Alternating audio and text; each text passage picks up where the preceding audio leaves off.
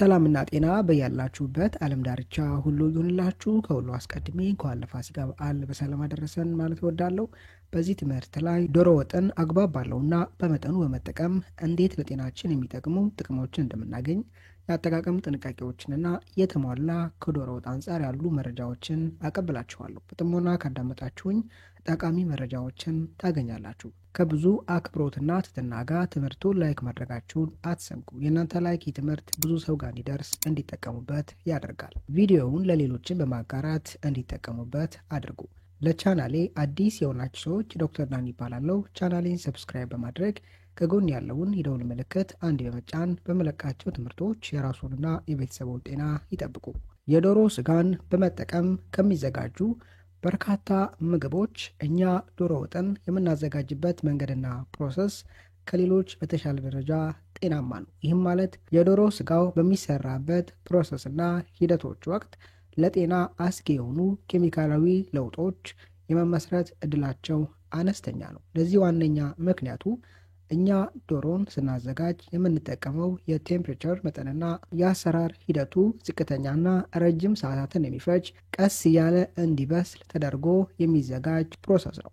በከፍተኛ ሙቀት ወይም ቴምፕሬቸር ምግቦችን ማብሰል በይበልጥ ደግሞ በውስጣቸው ፕሮቲንና ተመሳሳይ ለኦክሲዴሽን ተጋላጭ የሆኑ ምግቦችን ከፍ ባለ ቴምፕሬቸር ዘይቱ እየፈላና እየተንተከተከ ባለበት ሁኔታ ውስጥ በእንዲህ አይነት መንገድ በውስጣቸው ፕሮቲን የያዙ ምግቦችን ማብሰል በቀላሉ ኦክሲዴሽንን ሊያስከትል ይችላል። ይህ ኦክሲዴሽን ለጤናችን አስጊ የሆኑ ፍሪ ራዲካሎች፣ ጎጂ ሞለኪውሎች በብዛት እንዲመሰረቱና ወደ ውስጣችን ሲገቡ ጤናችንን እንዲያቃውሱ ምክንያት ሊሆን ይችላል። ዶሮ ወጥ የሚሰራበት ሂደትና ፕሮሰስ ግን ከዚህ ተቃራኒ ነው። በሁለተኛ ደረጃ ዶሮን ለማብሰያነት የምንጠቀማቸው ኦልሞስት ከ95% በላይ ያሉ ግብአቶች ለሰውነታችን ጤናማና በውስጣቸው በርካታ ጠቃሚ የሆኑ ኬሚካሎችን የያዙ ናቸው።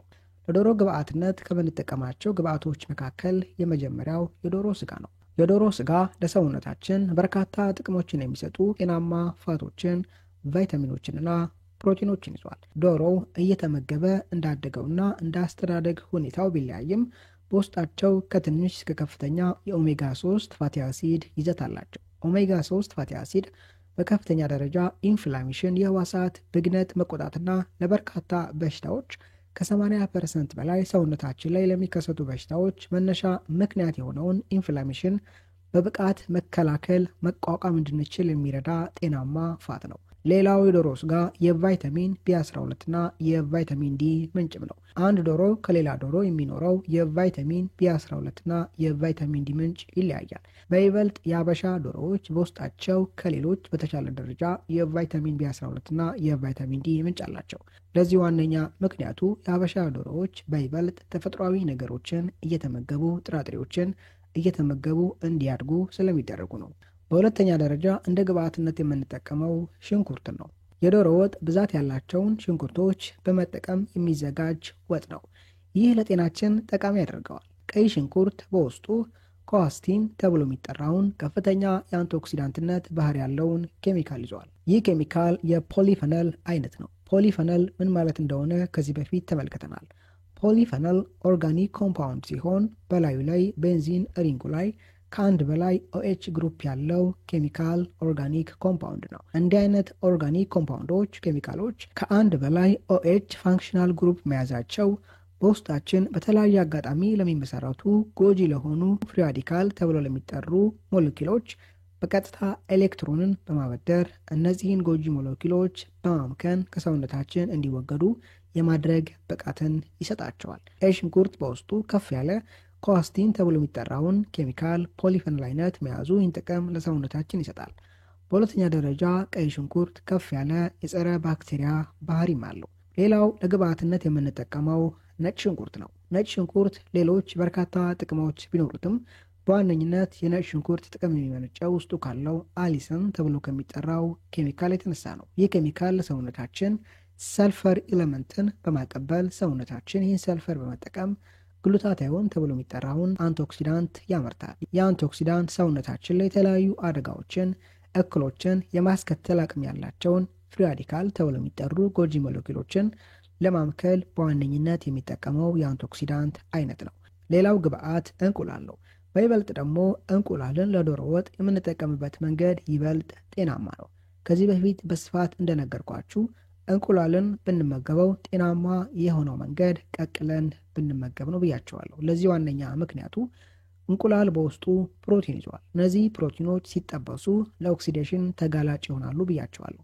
ለዶሮ ወጥ የምንጠቀመውን እንቁላል ቀቅለን ነው የምንጠቀመው። ይህ ለጤናችን ተስማሚና ጠቃሚ ያደርገዋል። እንቁላል በውስጡ ፕሮቲን፣ ቫይታሚን ዲ፣ ኦሜጋ 3 ፋቲ አሲድ፣ ኮሊን፣ ዚያዛንቲን ተብሎ የሚጠሩ ኬሚካሎችን፣ ቫይታሚኖችንና ፕሮቲኖችን ይዟል። ሌላኛው ግብአት ቅመሞች ናቸው። ይህ መከለሻ ቅመም ቢያንስ በውስጡ የሚከተሉትን 3 መከለሻ ቅመሞች ይይዛል። ኮረሪማ፣ ቁንዶ በርበሬና ቁርንፉድ። ከላይ ጠቀስኳቸው እነዚህ ቅመሞች የኦክሳይድ ውጥረትን፣ ኦክሲዴሽንን የሚከላከሉና ኢንፍላሜሽን፣ የሴሎች ብግነት መቆጣትና ተመሳሳይ ስርዓትን በብቃት የመከላከል አቅም ያላቸውን ኬሚካሎች በጥቅል ስማቸው ፖሊፈነል ተብሎ የሚጠሩ ኬሚካሎችን ይዘዋል። ዶሮ ወጥን ለመስሪያነት ከምንጠቀማቸው ግብአቶች መካከል አብዛኛዎቹ ከላይ ጠቀስኳቸው ናቸው።